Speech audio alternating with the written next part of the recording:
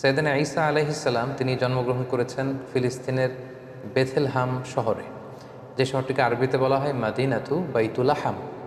আবার কোনো কোনো ঐতিহাসিক বলেছেন যে তিনি নাজারেত সিটিতে জন্মগ্রহণ করেছেন, যেটাকে আরবিতে বলা হয় মাদিনাতুন নাসরা। তবে বেথেলহাম শহরের ব্যাপারেই বেশিরভাগ ঐতিহাসিক মতামত পেশ করেছেন।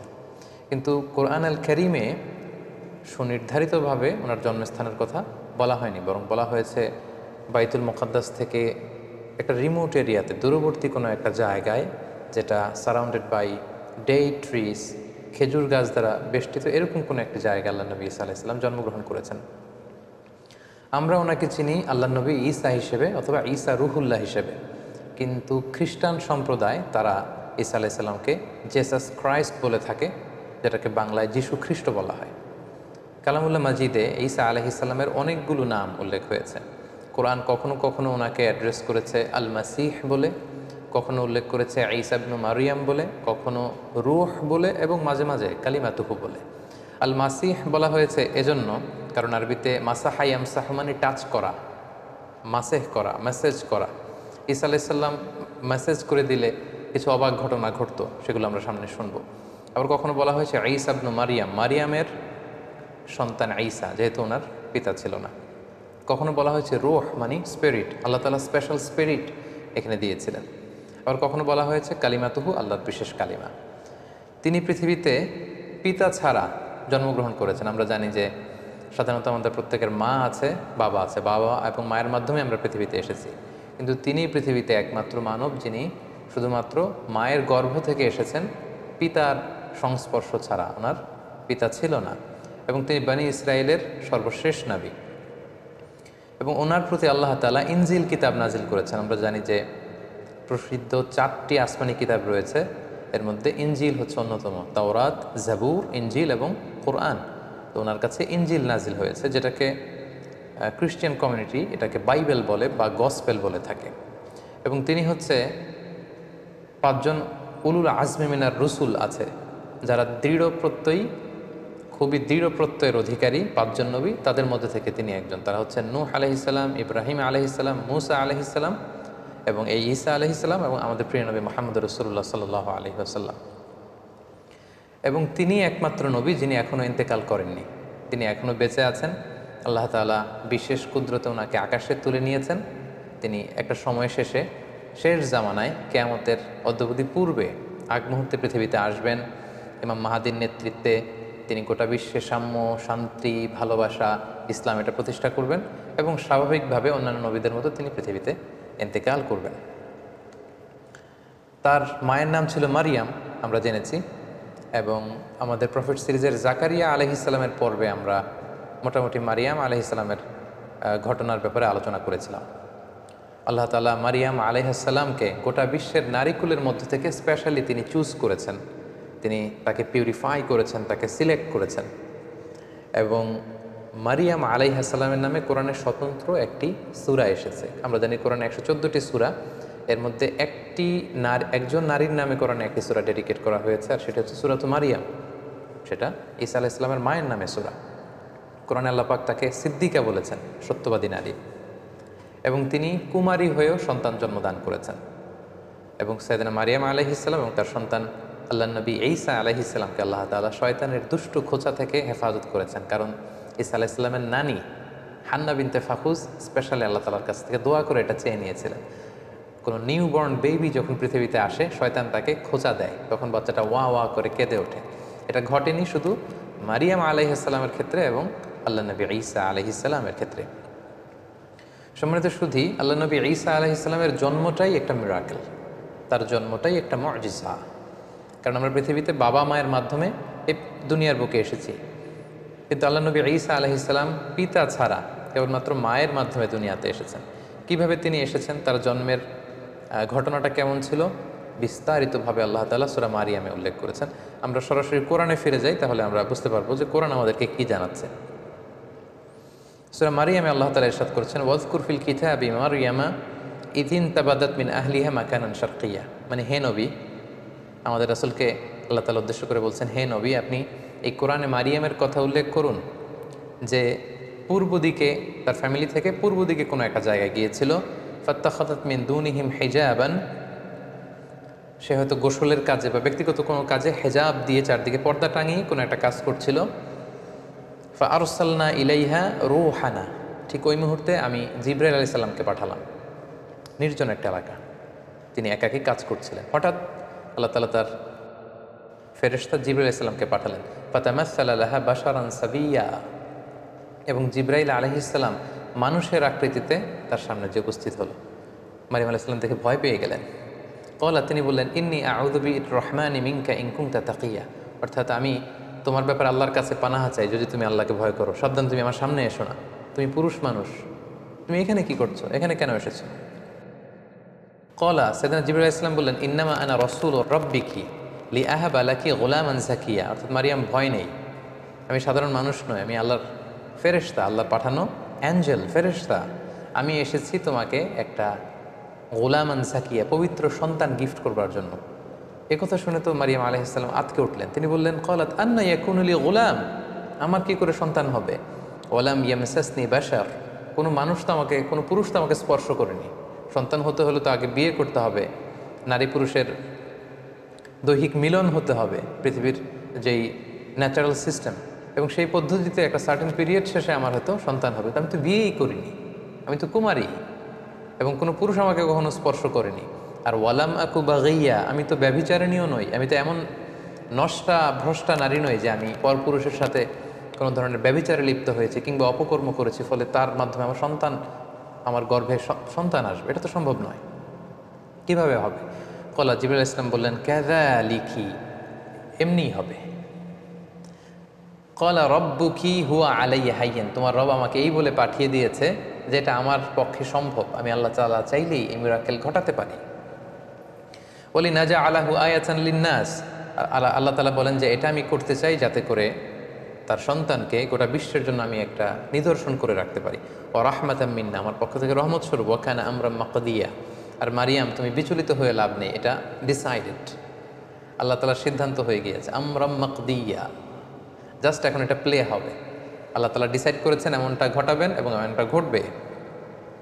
ফাহামালাতহু ফান্তাবাযাত বিহি মাকানান কসিয়া, এবং মুহূর্তের মধ্যেই সাইয়েদনা মারিয়াম আলাইহিস সালাম তিনি প্রেগনেন্ট হয়ে গেলেন।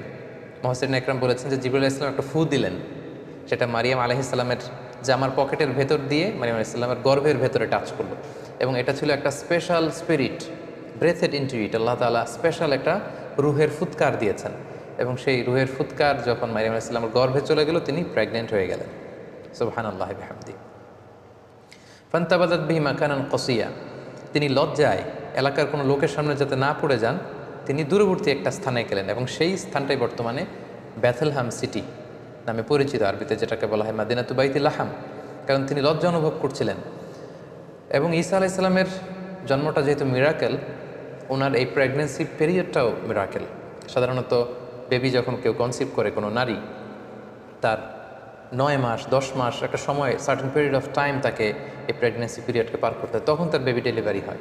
কিন্তু যেহেতু এটা ছিল আল্লাহর মিরাকেল, মুহূর্তেই তিনি গর্ভবতী হয়েছেন। একজন 9 মাসের পরিপূর্ণ প্রেগনেন্ট পিরিয়ডকে পার করেছে একজন নারীর দেহাবয়ব যেমন, দেখতে যেমন, দূর থেকে দেখলেই বোঝা যায় যে তিনি গর্ভধারিণী। মারিয়াম আলাইহিস সালামের অবস্থাটা মুহূর্তের মধ্যে আল্লাহ তাআলার এই মিরাকেলে, এই মুআজিজার মাধ্যমে এরকম হয়ে গেল। তিনি আতঙ্কিত হলেন, তিনি ভয় পেলেন, অন্য কারো সামনে যাতে তিনি পরে লজ্জিত হতে না হয়, তিনি এলাকা ছেড়ে মাকানান কসিয়া, সেই বেথলহাম সিটিতে চলে গেলেন, এবং সেখানে খেজুর বেষ্টিত একটা এলাকা ছিল। ফাআজাআহাল মাখাদু ইলা জিজআইন নাখলা, তো ওনার পেইন আসলো, প্রচণ্ড ব্যথা, সন্তান জন্মদানের যে পেইন হয়, এটা তাকে একটা খেজুর গাছের গোড়ায় নিয়ে আসলো। তিনি সহ্য করতে না পেরে সেখানে বসলেন। ক্বালাত ইয়া লাইতানি মিত্তু ক্বাবলা হাযা, এবং নিজের সাথে কথা বলতে লাগলেন যে হায় রে, আজকের এই সিচুয়েশন ফেস করার আগে আমি যদি মারা যেতে পারতাম কতই না ভালো হতো, আমি যদি মরে যেতে পারতাম। ওয়া কুনতু নাসিয়াম মানসিয়া, অথবা আমি যদি মানুষ থেকে বিস্মৃত হয়ে যেতে পারতাম, অর্থাৎ মারিয়াম নামে একজন লোক ছিল পৃথিবীতে, এটা যদি সবাই ভুলে যেত তাহলে কতই না ভালো হতো, তাহলে তো আমি লজ্জিত হওয়া লাগতো না। ফানাদাহা মিন তাহতিহা আল্লা তাহজানি, অর্থাৎ বোঝা গেল যে এরকম পরিস্থিতির মধ্য দিয়ে তিনি গর্ভপাত করলেন, ডেলিভারি হলো, আল্লাহর মিরাকেল মুআজিজা ঈসা আলাইহিস সালাম পৃথিবীতে আসলেন। মুহূর্তেই ফানাদাহা মিন তাহতিহা, তার নিচ থেকে একটা আওয়াজ আসলো যে আল্লাহ তাহজানি, হে মারিয়াম তুমি চিন্তিত হয়েও না, কদ জাআলা রব্বুকি তাহতাকি সারিয়া, এই তো দেখো তোমার পায়ের নিচ দিয়ে একটা স্রোতস্বিনী ঝর্ণাধারা প্রবাহিত হচ্ছে, সুবহানাল্লাহ। এবং আল্লাহ বললেন ওয়া হুজ্জি ইলাইকি বিজিযইন নাখলাতি তুসাকিত আলাইকি রুতাবান জানিয়া, হে মারিয়াম তুমি খেজুরের ডালা ধরে টান দাও, তাহলে দেখবে যে উপর থেকে খেজুর গাছ থেকে টসটসে সুমিষ্ট পরিপক্ক পাকা খেজুর নিচে পড়বে, এবং ওই খেজুর তুমি খাও। ফাকুলি ওয়াশরাবি, তুমি খাও পান করো, ওয়াকর্রি আইনা, আর এই তোমার নবজাতক সন্তানের দিকে তাকিয়ে তোমার চোখ জুড়াও, দেখো কত ফুটফুটে চমৎকার সন্তান আমি তোমাকে দিয়েছি। ইম্মা তারাইন্না মিনাল বাশারি আহাদান, কোনো মানুষ যদি দেখো, আমি তোমাকে পলিসি বাতলে দিচ্ছি, তুমি কি করবে? ফাকুলি ইন্নি নাদারতু লিররহমানি সাওমা ফালান উকাল্লিমাল ইয়াওমা ইনসিয়া, তুমি ইঙ্গিতে বলো যে আমি রোজা রেখেছি, আমি কারোর সাথে কথা বলবো না। আমাদের এই শরিয়াতে রোজার সিস্টেম হচ্ছে সকাল থেকে শুরু করে সন্ধ্যা পর্যন্ত না খেয়ে থাকা, কিন্তু ওনাদের শরিয়াতে রোজার সিস্টেম ছিল সকাল থেকে সন্ধ্যা পর্যন্ত মৌনতার রোজা রাখা, মানে চুপ থাকা। সকাল থেকে সন্ধ্যা পর্যন্ত খাওয়া যাবে, পান করা যাবে, কিন্তু কথা বলা যাবে না, কথা বললে রোজা ভেঙে যাবে। তো মারিয়াম তুমি ইঙ্গিতে বলো যে তুমি রোজা রেখেছো। ফাআতাত বিহি কওমাহা তাহমিলু, অবশেষে মারিয়াম আলাইহিস সালাম কী করবেন তিনি বুঝে উঠতে পারছিলেন না। অবশেষে তিনি শিশু সন্তান ঈসা আলাইহিস সালামকে কোলে নিয়ে এলাকার লোকদের কাছে আসলেন। কলু ইয়া মারিয়াম, সবাই বললো হে মারিয়াম, লাকদ জিইতি শাইআন ফারিয়া, এ কি অঘটন তুমি ঘটালে, এটা কি করলে তুমি? তুমি সন্তান পেলে কোত্থেকে? তোমার তো বিয়ে হয়নি, কোত্থেকে তুমি বেবি পেলে? ইয়া উখতা হারুন মা কানা আবুকি ইমরাআ সাউইন ওয়া মা কানাত উম্মুকি বাগিয়া, তোমার বাবা তো ভালো লোক ছিল, তোমার মাও তো ব্যভিচারিণী ছিল না, তুমি এই কাজ কেমন করে করলে? মারিয়াম, তোমার মা ছোটবেলা তোমাকে বাইতুল মুকাদ্দাসে রেখেছে, আমরা ভেবেছি তুমি কত ভালো মেয়ে হবে, বাইতুল মুকাদ্দাসের তুমি সেবা করো, তোমাকে ভালো মেয়ে মনে করেছিলাম, তুমি কি করে এমন কাজটা করলে? ফাআশারাত ইলাই, মারিয়াম আলাইহিস সালাম এলাকার লোকদের এই প্রশ্নবাণে যখন তাকে জর্জরিত করা হচ্ছিল, তিনি কোনো কথা বললেন না, তিনি শিশু সন্তানের দিকে ইঙ্গিত করলেন। ফাআশারাত ইলাই, অর্থাৎ আমি কিছু বলতে পারবো না, এই ছেলের দিকে তাকাও, ছেলেকে বলো। ফাআশারাত ইলাই, ঈসা আলাইহিস সালামের দিকে ইঙ্গিত করলেন, নোটিস করলেন। কলু, তারা রেগে গিয়ে বললো কাইফা নুকাল্লিমু মান কানা ফিল মাহদি সাবিয়া, হে মারিয়াম তুমি কি আমাদের সাথে ঠাট্টা করছো? এই দোলনায় থাকা বা তোমার কোলে থাকা শিশুর সাথে আমরা কীভাবে কথা বলবো? কেন তুমি এই কাজ করলে? ঠিক ওই মুহূর্তে একটা যুগান্তকারী ভাষণ দিয়েছিলেন সাইয়েদনা ঈসা আলাইহিস সালাম। মায়ের পবিত্রতা বর্ণনা করেছিলেন, নিজের পরিচয় পেশ করেছিলেন। ছোট্ট দুধের শিশু মায়ের কোল থেকে আঙ্গুল তুলে বললেন ইন্নী আব্দুল্লাহ আতানিয়াল কিতাব ওয়া জাআলানি নাবিয়্যা। সবাইকে অবাক করে দিয়ে এই দুধের শিশু কথা বলতে আরম্ভ করলো। তিনি বললেন যে আমি আল্লাহর গোলাম। আতানিয়াল কিতাব ওয়া জাআলানি নাবিয়্যা, আল্লাহ তাআলা আমাকে কিতাব দিয়েছেন, তিনি আমাকে নবী বানিয়েছেন। ওয়াজআলানি মুবারাকান আইনামা কুনতু ওয়া আওসানি বিসসালাতি ওয়াজ যাকাতি মা দুমতু হাইয়া, তিনি আমাকে বরকতময় করেছেন। আল্লাহ তাআলা আমাকে সালাতের আদেশ দিয়েছেন, আল্লাহ তাআলা আমাকে যাকাতের আদেশ দিয়েছেন। ওয়া বাররাম বিওয়ালিদাতি, আমার মায়ের প্রতি অনুগত বানিয়েছেন। ওয়ালাম ইয়াজআলনি জাব্বারান শাকিয়া, আল্লাহ আমাকে হতভাগা বানাননি। ওয়াসসালামু আলাইয়া ইয়াউমা উলিদতু ওয়া ইয়াউমা আমুতু ওয়া ইয়াউমা উবআসু হাইয়া, আমার জন্মের দিন, আমার মৃত্যুর দিন, আবার কিয়ামতের দিন আমি যখন আবার পুনরুত্থিত হব, সেদিন পর্যন্ত আমার প্রতি সালাম। এভাবে সবিস্তরে আল্লাহ তাআলা সূরাত মারিয়ামে সাইয়েদনা ঈসা আলাইহিস সালামের জন্মের যে স্টোরিটা, এটা তিনি উল্লেখ করেছেন। এবং মারিয়াম আলাইহিস সালামের সামনে দাঁড়ানো, এতক্ষণ তার সাথে তর্ক বিতর্কে লিপ্ত বানি ইসরায়েলের সমস্ত পাদ্রীরা, সমস্ত লোকেরা তারা অবাক হয়ে গেল। গোটা বিশ্বে এমন তো কখনো ঘটেনি যে মায়ের কোলে থাকা ছোট্ট দুধের শিশু কিছুক্ষণ আগে যে ছেলে জন্মগ্রহণ করেছে, সে কীভাবে প্রাপ্তবয়স্ক লোকদের মতো কথা বলে। এবং সাইয়েদনা ঈসা আলাইহিস সালাম সেদিন নিজের পরিচয় দিয়েছিলেন, তার মা যে ব্যভিচারিণী নন সেটাও তিনি প্রমাণ করেছিলেন। সম্মানিত সুধী, ঠিক এভাবেই আল্লাহ তাআলা ঈসা আলাইহিস সালামের জন্মের বৃত্তান্ত সূরা মারিয়ামে উল্লেখ করেছেন। এবং ঈসা আলাইহিস সালামের এই অলৌকিক জন্মের কারণে পুরো খ্রিস্ট সমাজ কিন্তু তাকে আল্লাহ সন্তান বলে অভিহিত করে। নাউজুবিল্লাহ, তারা বলে যে Jesus Christ is the son of god, যে যীশু খ্রিস্ট সে হচ্ছে আল্লাহ তাআলার সন্তান। এবং এই কথাটার প্রতিবাদ করে দ্ব্যর্থহীন ভাষায় আল্লাহ তাআলা সূরা আলী ইমরানে তিনি বলছেন যে ইন্না মাসালা ঈসা ইনদাল্লাহি কামাসালি আদম খলাকাহু মিন তুরাব সুম্মা ক্বালা লাহু কুন ফায়াকুন, অর্থাৎ খ্রিস্ট সমাজের কি হলো, তারা কেন ঈসা আলাইহিস সালামকে, ঈসাকে আমার সন্তান বলে? তার অলৌকিক জন্মের কারণে তারা কেন তাকে আমার সন্তান বানায়? আল্লাহ তাআলা এখানে প্রশ্ন ছুড়ে দিলেন যে ঈসার জন্ম বা ঈসার দৃষ্টান্ত তো আল্লাহ তাআলার কাছে আদম আলাইহিস সালামের মতো। অর্থাৎ কেমন যেন আল্লাহ তাআলা বুঝাতে চাইলেন যে ঈসাকে যদি আমার সন্তান বলো তাহলে আদমকে বলো না কেন? আদমের ব্যাপারটা তো আরও আশ্চর্যজনক। ঈসার জন্মটা যদি তোমাদের কাছে অবাক লাগে যে পৃথিবীতে বাবা মা দুইজনের মাধ্যমে সন্তান আসে, তো ঈসাকে আমি পাঠিয়েছি বাবা ছাড়া শুধু মায়ের মাধ্যমে, এজন্য তোমরা অবাক হয়ে, তো তোমরা আশ্চর্য হয়ে তাকে আমার সন্তান বলছো, তাহলে আদমের ব্যাপারে তোমরা বলো না কেন? আদমের তো বাবাও নেই মাও নেই। সো আল্লাহ তাআলা সূরা আলে ইমরানের এই আয়াতের মধ্য দিয়ে গোটা খ্রিস্ট সমাজকে তিনি ক্রিটিসাইজ করেছেন। সম্মানিত শুধু ঈসা আলাইহিস সালাম পৃথিবীতে আসলেন, তিনি বড় হতে লাগলেন এবং আমরা বুঝতে পেরেছি যে মায়ের কোলে থেকেই তিনি নবী। এটা কিন্তু একটা ইউনিকনেস সাইয়েদনা ঈসা আলাইহিস সালামের। সাধারণত অন্যান্য নবীরা 40 বছর বয়সে যখন উপনীত হয় তখন আল্লাহ তাআলা তাদেরকে নবুয়ত দিয়ে থাকেন, কিন্তু ঈসা আলাইহিস সালাম এক্সেপশনাল। তিনি মায়ের কোলে থেকে আল্লাহ তাআলার পক্ষ থেকে এই প্রফেটহুড তিনি লাভ করেছেন।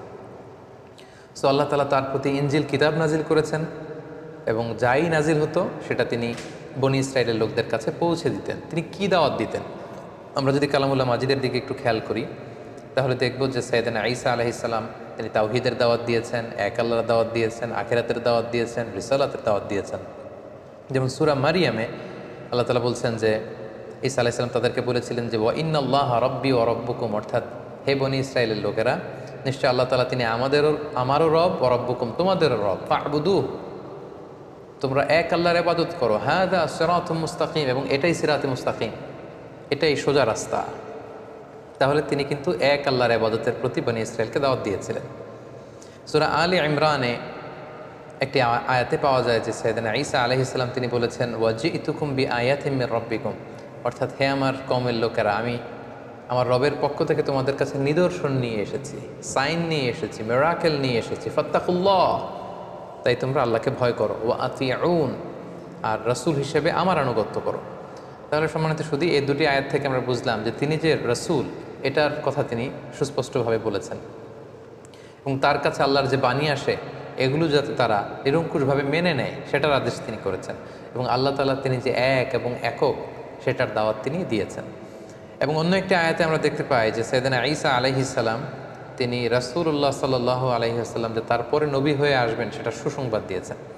আল্লাহ তাআলা বলছেন ওয়া ইয ক্বালা ঈসা ইবনু মারইয়াম, যখন মারিয়ামের কন্যা ঈসা বলল, ইয়া বানি ইসরাঈল, হে বানি ইসরাঈল, ইন্নী রাসূলুল্লাহি ইলাইকুম, আমি তোমাদের প্রতি আল্লাহ রাসূল হয়ে প্রেরিত হয়েছি, মুসাদ্দিকাল লিমা বাইনা ইয়াদাইয়া মিনাত তাওরাত, আমার আগে যে কিতাব এসেছিল তাওরাত আমার ভাই মুসার প্রতি আমি সেটাকে টেস্টিফাই করছি, সেটার কনফার্মেশন আমি দিচ্ছি। আমি শুধু ইনজিলের ধারক বাহক হয়েই বসে থাকিনি, বরং আমার আগের কিতাবগুলোকে আমি সত্যায়ন করছি। পাশাপাশি ওয়া মুবাশশিরাম বিরাসূল, আমি একজন রাসূলের ব্যাপারে তোমাদেরকে গ্ল্যাড টাইডিংস দিতে এসেছি, যে ব্যাপারে পৃথিবীর সব নবীরা গ্ল্যাড টাইডিংস দিয়েছেন। সাইয়েদনা আদম আলাইহিস সালাম থেকে শুরু করে ঈসা আলাইহিস সালাম পর্যন্ত যত নবী পৃথিবীতে এসেছেন তারা প্রত্যেকে তাদের উম্মতের কাছে বলেছিলেন যে সর্বশেষে একজন নবী আসবে যার নাম হবে আহমদ, যিনি গোটা বিশ্বের নবীকুলদের সর্দার হবেন, যিনি হবেন সর্বশ্রেষ্ঠ রাসূল। এবং সেটার সর্বশেষ সুসংবাদটা সাইয়েদনা ঈসা আলাইহিস সালামের মাধ্যমে আল্লাহ তাআলা পাঠিয়েছেন, কারণ ওনার পরপরই আল্লাহ রাসূল সাল্লাল্লাহু আলাইহি ওয়াসাল্লাম পৃথিবীতে এসেছেন। তো তিনি বলেছেন ওয়া মুবাশশিরাম বিরাসূল, হে বনী ইসরাঈল, আমি তোমাদেরকে একজন রাসূলের সুসংবাদ দিচ্ছি, ইয়াতি মিন বাদি, উইল কাম আফটার মি, আমার পরপরই সে আসবে, ইসমুহু আহমদ, আর তার নাম হবে আহমদ। আমরা জানি যে আল্লাহ রাসূল সাল্লাল্লাহু আলাইহি ওয়াসাল্লামের অনেকগুলো নাম ছিল, চমৎকার চমৎকার নাম। এর মধ্যে উল্লেখযোগ্য দুটি নাম হচ্ছে, একটি হচ্ছে মুহাম্মদ আর একটি হচ্ছে আহমদ সাল্লাল্লাহু আলাইহি ওয়াসাল্লাম। ফালাম্মা জাআহুম বিল বাইয়িনাত, এরপর নবুয়তির প্রমাণ হিসেবে বনী ইসরাইলের লোকদের কাছে আল্লাহ নবী ঈসা আলাইহিস সালাম যখন বাইয়িনাত নিয়ে আসলেন, অর্থাৎ মুআজিজা নিয়ে আসলেন, ক্বালু হাযা সিহরুম মুবিন, তারা বলল এগুলো জাদু। হে ঈসা, তুমি তো জাদুকর, তুমি অনেক বড় ম্যাজিশিয়ান, তোমার এই কথা আমরা বিশ্বাস করি না।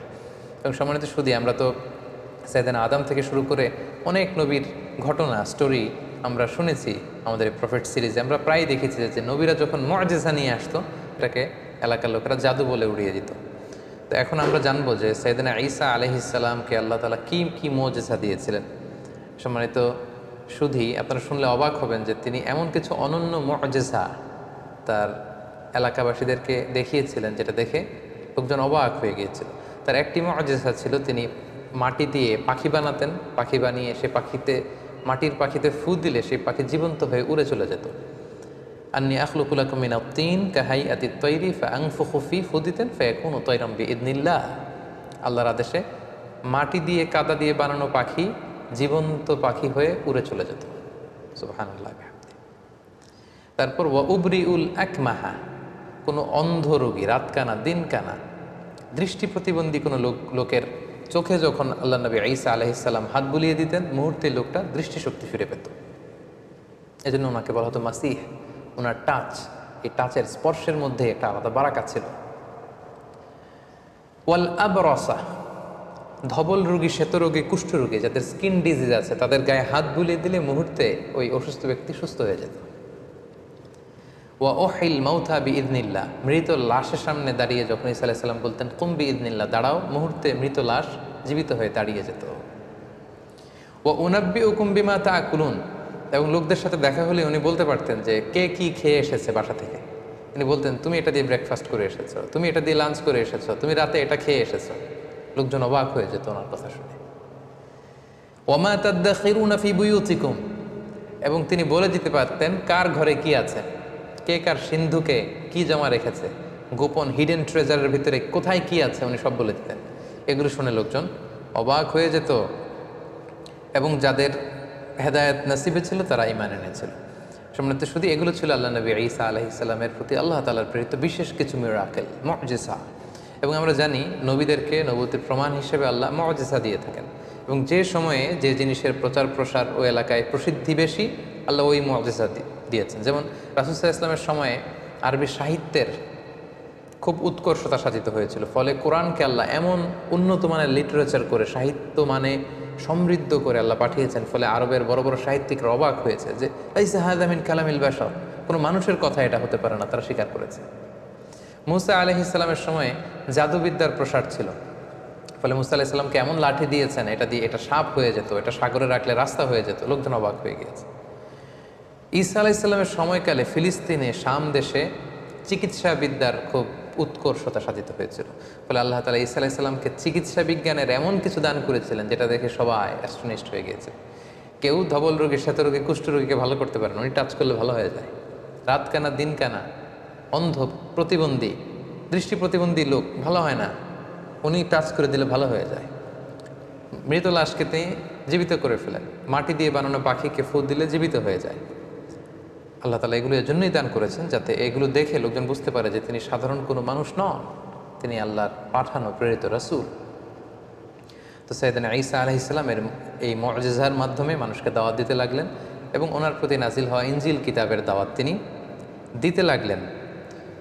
কিন্তু আমরা জানি যখনই নবীরা কোনো এলাকায় দাওয়াতি কাজ করেছে, তাদের পথটা কণ্টকাকীর্ণ ছিল, কুসুমাস্তীর্ণ ছিল না, তাদের বিরোধিতা করা হতো, তাদের বিরুদ্ধে ষড়যন্ত্র করা হতো, এগুলো মানুষ গ্রহণ করতে চাইতো না। এবং ঈসা আলাইহিস সালামের ক্ষেত্রেও তাই হয়েছে।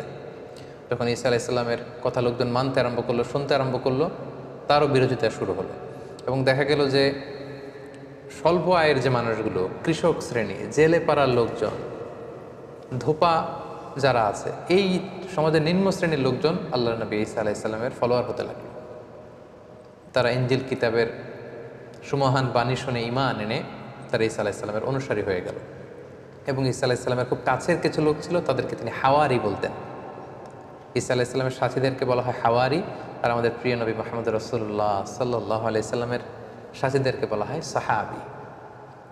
তার দল যখন ভারী হতে লাগলো, সত্যের বাণী যখন ঈসা আলাইহিস সালাম প্রচার করতে লাগলেন, তার বিরোধিতাও কিন্তু বনী ইসরায়েলের মধ্যে ঠিক বাড়তে লাগলো। কোনোভাবে ঈসা আলাইহিস সালামকে তারা দমাতে পারছে না, কোনো ষড়যন্ত্রই কাজে আসছে না। তখন তারা ঈসা আলাইহিস সালামের বিরুদ্ধে রটাতে শুরু করলো যে তার মা ছিল জিনাকারিনী, ব্যভিচার করেছে, ফলে বাবা ছাড়া ঈসা পৃথিবীতে এসেছে, তার কথা কেউ শোনো না। এই কথা সবাই রটাতে লাগলো। ঈসা আলাইহিস সালাম মনে খুব ব্যথা পেলেন, তারপরেও তিনি তার মনোবল তিনি হারালেন না, তিনি দাওয়াতি কাজ চালিয়ে যেতে লাগলেন। সব শেষে তারা সাইয়েদনা ঈসা আলাইহিস সালামের ব্যাপারে ধর্ম অবমাননার অভিযোগ দিল। সুবহানাল্লাহ। যুগে যুগে আমরা দেখেছি যে যারাই ধর্মের প্রচারক তাদেরকেই ধর্ম অবমাননার অভিযোগ দেওয়া হয়। সাইয়েদনা ঈসা আলাইহিস সালামের ক্ষেত্রেও সেটাই ঘটেছে। যিনি আল্লাহর নবী, যিনি ইনজিল কিতাব নিয়ে এসেছেন, যিনি মানুষকে ধর্ম শিখাচ্ছেন, হোয়াট ইজ রিলিজন তিনি শিখাচ্ছেন, তাকে ধর্ম অবমাননার অভিযোগ দেওয়া হলো। কি বলা হলো?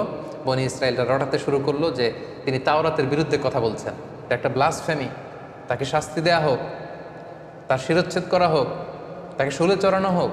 এভাবে তারা আল্লাহ নবী ঈসা আলাইহিস সালামের ব্যাপারে ধর্ম অবমাননার অভিযোগ দিলেন যে সে তাওরাত পরিবর্তন করে সে ইনজিল নামে নতুন এক কিতাবের আবির্ভাব ঘটিয়েছে। এবং এই কথা তারা তৎকালীন সময়ের যে অত্যাচারী রাজা কিং হেরোডের কাছে তারা পৌঁছালো এবং তারা সবাই মিলে চক্রান্ত করে সর্বশেষে তাকে হত্যার ষড়যন্ত্র করলো। বনি ইসরায়েলের লোকেরা সাইয়েদনা ঈসা আলাইহিস সালামকে হত্যা করার জন্য চড়াও হলো এবং তাদের ভাষ্যমতে তারা ঈসা আলাইহিস সালামকে হত্যা করেছে। কিন্তু কালামুল্লাহ মাজিদে পবিত্র কোরআন আল কারীমে আল্লাহ তাআলা বলেছেন, না, তোমরা আমার নবী ঈসাকে স্পর্শও করতে পারোনি, তাকে আমি উঠিয়ে নিয়েছি। আল্লাহু আকবার। ঘটনাটা কেমন ছিল? ওনার মৃত্যুর ব্যাপারে নির্ভরযোগ্য দুটি বর্ণনা পাওয়া যায়। একটি বর্ণনা হচ্ছে সাইয়েদনা ঈসা আলাইহিস সালাম সহ তার অনুসারীদেরকে 4000 ইহুদি এসে ঘিরে ফেলল, একটি ঘরে তাদেরকে আবদ্ধ করা হলো। আল্লাহ নবী ঈসা আলাইহিস সালাম বললেন, আমার অনুসারীদের মধ্য থেকে কে আছো আমার জন্য জীবন দিবে? একজন দাঁড়ালো। নবী ঈসা আলাইহিস সালাম তাকে তার পাগড়ি পরিয়ে দিলেন, তার জামা খুলে পরিয়ে দিলেন, বললেন যাও। সেই লোক আল্লাহর নামে সামনে আগালো এবং তার চেহারাকে আল্লাহ ঈসা আলাইহিস সালামের চেহারা করে দিলেন। ইহুদিরা যখন তাকে পেল সবাই মনে করলো এইটাই ঈসা, তারা তাকে হত্যা করলো। আর মুহূর্তে আল্লাহ তাআলা ঈসা আলাইহিস সালামকে আকাশে তুলে নিলেন, রাফাআহুল্লাহু ইলাইহি। ফলে ইহুদিদের মতে তারা ঈসা আলাইহিস সালামকে হত্যা করেছে, আসলে হত্যা করতে পারেনি। ঐতিহাসিকভাবে দ্বিতীয় যে বর্ণনাটি পাওয়া যায় সেটা হচ্ছে তারা ঈসা আলাইহিস সালামকে হত্যার ষড়যন্ত্র করে তাকে ধাওয়া করলো। আল্লাহ নবী ঈসা আলাইহিস সালাম একটি ঘরে আবদ্ধ হলেন, তারা চারদিকে ঘিরে রাখলো নবী ঈসা আলাইহিস সালামকে হত্যার জন্য। ঈসা আলাইহিস সালামও বেরোন না, তারা নবীকে হত্যাও করতে পারে না। সবশেষে তারা তাদের মধ্যে থেকে সবচেয়ে পাপী পাষণ্ড এক লোককে অ্যাসাইন করলো যে যাও তুমি যে দেখো তো ঈসা কী করে ভিতরে। তাদের এই লোককে তারা ভেতরে পাঠালো, এই ঘরের ভেতরে দেয়াল টপকিয়ে। মুহূর্তের মধ্যে আল্লাহ তাআলা ঈসা আলাইহিস সালামকে আকাশে তুলে নিলেন এবং তাদের লোকটাকে ঈসা আলাইহিস সালামের চেহারায় রূপান্তরিত করে দিলেন, তার ফেসটাকে আল্লাহ তাআলা ঈসার চেহারা বানিয়ে দিলেন। ঈসা আলাইহিস সালামকে আকাশে তুলে নিলেন। এখন দীর্ঘ সময় হয়ে যায়, তাদের লোকটাও ফিরে না।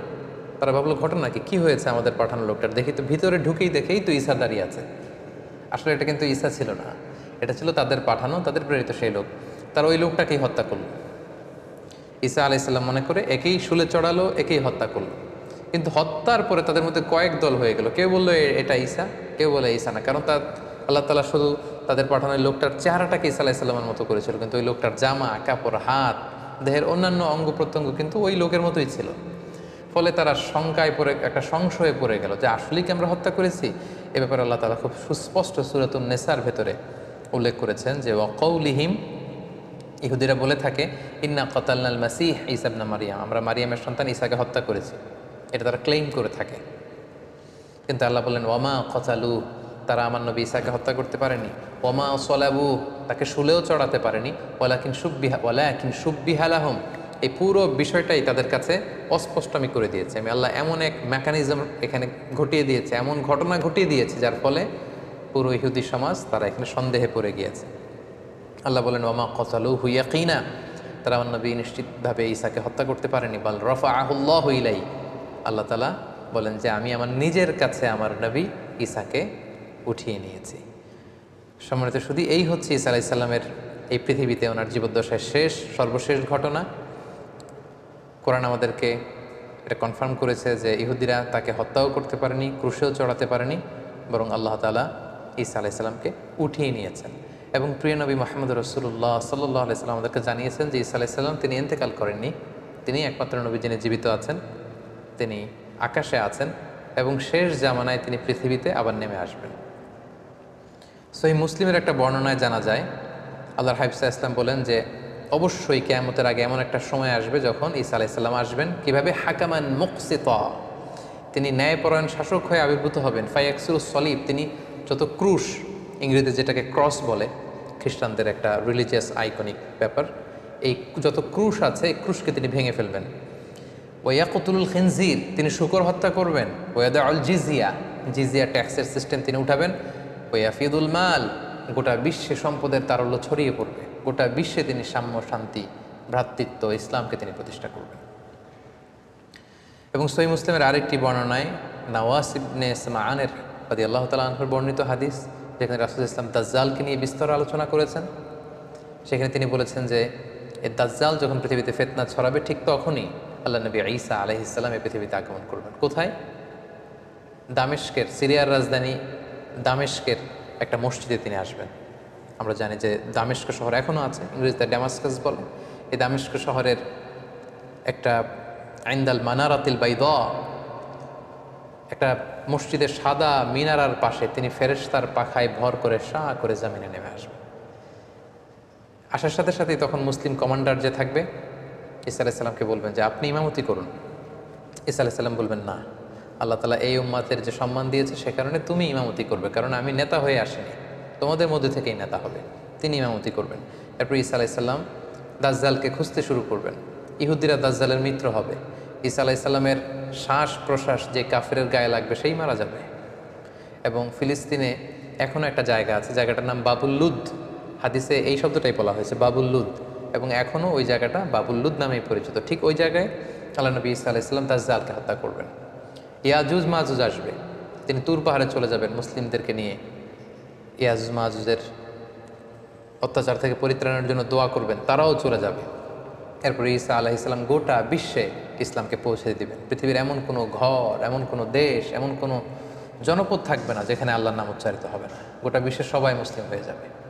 এরপর ঈসা আলাইহিস সালাম স্বাভাবিকভাবেই অন্যান্য নবীদের মতো এই পৃথিবীতে ইন্তেকাল করবেন। সম্মানিত শুধু এই হচ্ছে আল্লাহ নবী ঈসা আলাইহিস সালামের জীবনী। এ পর্যায়ে আমরা ওনার জীবনী থেকে কিছু লাইফ লেসন বের করবার চেষ্টা করব, আমাদের জীবনের সাথে কানেক্ট করবার চেষ্টা করব, ওনার জীবনী থেকে কি শিক্ষা আমরা পাই। প্রথম যে শিক্ষাটা আমরা পাই সেটা হচ্ছে আল্লাহ তাআলার জন্য কোনো কিছুই অসম্ভব নয়। আমরা জানি যে বাবা মায়ের মাধ্যমে পৃথিবীতে সন্তান আসে, কিন্তু ঈসা আলাইহিস সালাম বাবা ছাড়া মায়ের গর্ভে তিনি এসেছেন এবং মায়ের মাধ্যমে পৃথিবীতে তিনি জন্ম লাভ করেছেন। এবং আল্লাহ তাআলা এই যে এস্টাবলিশড ল অফ নেচার, এটাকে তিনি ব্রেক করে দিয়েছেন এবং আল্লাহ তাআলা চাইলে এটা পারেন। বাবা ছাড়া পৃথিবীতে তিনি আল্লাহ নবী ঈসা আলাইহিস সালামকে পাঠিয়েছেন। এটা থেকে আমরা বুঝলাম যে আল্লাহর কাছে কোনো কিছু অসম্ভব নয়। নাথিং ইজ ইম্পসিবল টু আল্লাহ, সব কিছু সম্ভব, তিনি চাইলে সব করতে পারেন, এটা আমরা জানতে পারলাম। 2 নম্বর যে শিক্ষাটা আমরা পাই সেটা হচ্ছে গর্ভবতী নারী যারা আছে বা বাচ্চা ডেলিভারি দেওয়ার পরে তাদের জন্য খেজুর কিন্তু একটা উপাদেয় খাবার হতে পারে, যেটা আমরা মারিয়াম আলাইহিস সালামের ক্ষেত্রে দেখেছি। আল্লাহ বলেছেন যে ফাহুজ্জি ইলাইকি বিজিজআইন নাখলাতি তুসাকিত আলাইকা রুতাবান জানিয়া, হে মারিয়াম তুমি খেজুরের ডাল ধরে টান দাও, টসটসে পাকা খেজুর পড়বে, সেটা খাও। মারিয়াম আলাইহিস সালাম কিন্তু খেজুর খেয়ে তখন এনার্জি পেয়েছিলেন। সো গর্ভবতী নারী কিংবা সন্তান জন্মদানের পরে একজন মায়ের জন্য খেজুর একটা চমৎকার খাবার হতে পারে, কারণ এটার মধ্যে ভিটামিন B6 আছে, এটার মধ্যে কপার আছে, এটার মধ্যে অনেক ধরনের উপাদান আছে। বিশেষ করে খেজুর হচ্ছে ফুল অফ ফাইবার সমৃদ্ধ একটা খাবার, যেটা আপনার এনার্জিকে বুস্ট করবে। সো গর্ভবতী এবং সন্তান জন্মদানের পরে নারীদের জন্য খেজুর একটা চমৎকার খাবার, যেটা কোরআনিক গাইডেন্স থেকে আমরা পাই। 3 নম্বর যে ব্যাপারটি আমরা জানতে পারি যে মারিয়াম আলাইহিস সালামের সন্তান জন্মদানটা এমন একটা সময় হয়েছিল যখন খেজুর পেকে পেকে পড়ে। কোরআনের আয়াত থেকে বোঝা যায় যে হে মারিয়াম তুমি খেজুরের ডাল ধরে টান দাও, খেজুর পড়বে। এবং আমরা জানি খেজুর পাকে হচ্ছে গ্রীষ্মকালে। কিন্তু আমরা যদি বর্তমান খ্রিস্টান কমিউনিটির এক্সমাস ডে, যেটাকে ওরা বলে ক্রিসমাস ডে, মেরি ক্রিসমাস বা ক্রিসমাস ডে তারা পালন করে থাকে প্রচণ্ড শীতে, অর্থাৎ 25শে ডিসেম্বর। সো ঐতিহাসিকভাবেই কিন্তু এখানে একটা there is a big question in this celebration, যে আসলেই শীতকালে কি আল্লাহ নবী ঈসা আলাইহিস সালামের জন্ম হয়েছিল কিনা। কোরআন কিন্তু আমাদেরকে জানিয়েছে যে ঈসা আলাইহিস সালামের যখন জন্ম হয়েছিল সেটা ছিল সামার সিজন, অর্থাৎ গ্রীষ্মকাল। কিন্তু খ্রিস্ট সমাজ এই ক্রিসমাস পালন করে থাকে 25শে ডিসেম্বর, প্রচণ্ড শীতের সময়। এর আদৌ কোনো ভিত্তি আছে কিনা, there is a question here. আমরা এখানে কোশ্চেন মার্ক রেখেই সামনে চলে যেতে চাই। আমরা 4 নম্বরে যেটা সাইয়েদনা ঈসা আলাইহিস সালামের জীবনী থেকে শিখলাম সেটা হচ্ছে আল্লাহর নবীরা নিজেকে নবী বলে পরিচয় দেওয়ার আগে তারা নিজেদেরকে আব্দুল্লাহ বা আল্লাহর বান্দা বলে পরিচয় দিতে বেশি স্বাচ্ছন্দ্য বোধ করতেন। যার প্রমাণ আল্লাহ নবী ঈসা আলাইহিস সালাম মায়ের কোলে সর্বপ্রথম নিজের পরিচয় দিয়েছেন এই বলে যে ইন্নী আব্দুল্লাহ, আমি আল্লাহর গোলাম। আগে বলেছেন গোলাম বা দাস, তারপরে তিনি বলেছেন আতানিয়াল কিতাব, আল্লাহ তিনি আমাকে কিতাব দিয়েছেন, ইনজিল কিতাব। ওয়াজআলানি নাবিয়্যা, তিনি আমাকে নবীও বানিয়েছেন।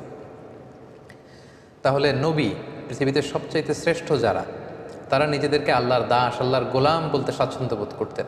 এবং আল্লাহ রাসূল সাল্লাল্লাহু আলাইহি ওয়াসাল্লাম তিনিও নিজেকে সবসময় আব্দুল্লাহ বা আল্লাহর গোলাম বলে পরিচয় দিতেন। সো আমরা অহংকার করার কোনো সুযোগ কোনো বিশ্বাসীর নেই, বরং বিশ্বাসীরা সবসময় নিজেদেরকে দাস হিসেবে পরিচয় দেয়। আমরা সবাই হচ্ছি কুল্লুনা ইবাদুল্লাহ, আমরা আল্লাহর গোলাম। 5 নম্বর যে শিক্ষাটা আমরা পাই সেটা হচ্ছে আল্লাহ নবী ঈসা আলাইহিস সালাম এবং ওনার মা মারিয়াম আলাইহিস সালাম, ওনারা উভয় কিন্তু মানুষ ছিলেন, যেটা মুসলিম ডক্ট্রিনের সাথে, ইসলামী ডক্ট্রিনের সাথে খ্রিস্টান ডক্ট্রিনের একটা পার্থক্য। খ্রিস্টান কমিউনিটি তারা এই দুজনকে, ঈসা আলাইহিসসালামকে বলে যে ঈসা আলাইহিসসালাম ছিল হচ্ছে আল্লাহর সন্তান, আর মারিয়াম আলাইহিসসালামকে তারা ম্যারি বলে। তারা বলে যে ম্যারি হচ্ছে আল্লাহর স্ত্রী। তাদের একদল আবার বলে ম্যারি হচ্ছে আল্লাহর মা। সো কোরআন কিন্তু দ্ব্যর্থহীন কণ্ঠে ঘোষণা করেছে যে তারা উভয়ই মানুষ ছিলেন। ঈসা আলাইহিসসালাম তিনি আল্লাহর বান্দা ছিলেন, মানুষ ছিলেন, মারিয়াম মানুষ ছিলেন। কিন্তু খ্রিস্ট সম্প্রদায় একটা স্পেশাল আইডিওলজিতে তারা বিশ্বাস করে, যেটাকে তারা বলে ত্রিত্ববাদ, ট্রিনিটি। এবং কোরআন এই ট্রিনিটিকে সুস্পষ্টভাবে নাকচ করেছে। যেমন সূরাতুল মায়েদাতে আমরা দেখি আল্লাহ তাআলা বলছেন, মাল মাসিহু ইবনু মারইয়ামা ইল্লা রাসূল, মারিয়ামের সন্তান ঈসা রাসূল ছাড়া কিছু ছিল না, তিনি একজন রাসূল। কদ খালাত মিন ক্বাবলিহির রুসুল, তার আগে অনেক রাসূল অতিবাহিত হয়েছে, তাদের ধারাবাহিকতায় তিনিও একজন রাসূল। ও উম্মুহু সিদ্দীকা, আর ঈসার মা মারিয়াম সে সত্যবাদী একজন নারী। কানা ইয়াকুলানি তাআম, তারা উভয়ই সাধারণ মানুষদের মতো খাবার খেত, তাদেরও ক্ষুধা লাগতো, তারা খাবার খেত, তারা মানুষের সাথে মিশতো, তারা মানুষ ছিল। তোমরা কি করে এই ট্রিনিটিতে বিশ্বাস করো, ত্রিত্ববাদে বিশ্বাস করো? তারা বিশ্বাস করে যে আল্লাহিত্ব বা খোদায়িত্ব এটা 3 ভাগে বিভক্ত। একটা পার্ট নিয়ন্ত্রণ করে আল্লাহ, আরেকটা নিয়ন্ত্রণ করে আল্লাহর স্ত্রী ম্যারি, আরেকটা পার্ট নিয়ন্ত্রণ করে আল্লাহর সন্তান জিসাস ক্রাইস্ট। তাদের আরেক দল বলে যে না, এই ডিভাইনিটি এটা 3 ভাগে বিভক্ত। খোদায়িত্বের এক ভাগ হচ্ছে আল্লাহর হাতে, এক ভাগ হচ্ছে জিবরাইল আলাইহিস সালামের হাতে, আরেক ভাগ হচ্ছে সাইয়েদনা ঈসা আলাইহিস সালামের হাতে। কোরআন কিন্তু এগুলোর সুস্পষ্ট বিরোধিতা করে কোরআন জানিয়েছে যে না, ঈসা আলাইহিস সালাম তার মা তারা আল্লাহর গোলাম ছিল এবং তারা মানুষ ছিল। 6 নম্বর যে শিক্ষাটা আমরা পাই সেটা হচ্ছে ঈসা আলাইহিস সালামের প্রতি আমাদের শ্রদ্ধা এবং বিশ্বাসের মধ্য দিয়ে আমাদের মধ্যম পন্থা ফুটে ওঠে। কারণ আল্লাহ তাআলা আমাদেরকে বলেছেন যে উম্মাতান ওয়াসাতা, আমরা হচ্ছে মধ্যমপন্থী উম্মাত। আমরা যদি ঈসা আলাইহিস সালামের ব্যাপারে তাকাই তাহলে দেখব যে ইহুদিরা ওনাকে খাটো করেছে, ছোট করেছে। ইহুদিদের একদল তাকে বলেছে যে তিনি হচ্ছেন ওয়ালাদুজ জিনা, নাউযুবিল্লাহ, অর্থাৎ জিনার সন্তান। মারিয়াম জিনা করেছে, সে জিনার ফসল হচ্ছে ঈসা। ইহুদিরা এইভাবে তাকে অপদস্থ করেছে, ছোট করেছে।